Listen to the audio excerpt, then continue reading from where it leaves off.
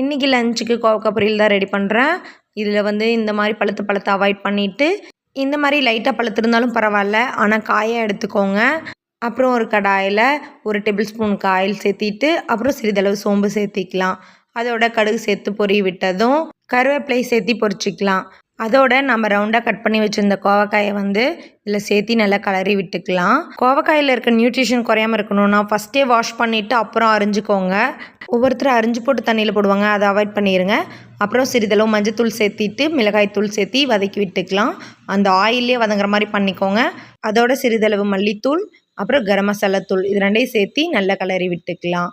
காரத்துக்கு தகுந்த மாதிரி நான் கொஞ்சம் கொஞ்சமாக போட்டிருக்கேன். உங்களுக்கு வேணுங்கிற அளவுக்கு நீங்கள் சேர்த்திக்கோங்க. வெண்டைக்காய் கோவக்காய் மாதிரியான காய்களை பொரியல் செய்யும்போது அடிப்பிடிக்காமல் நல்லா ஃப்ரை ஆகி வரணுன்னா இந்த மாதிரி நான்ஸ்டிக் தவா யூஸ் பண்ணி பாருங்கள்.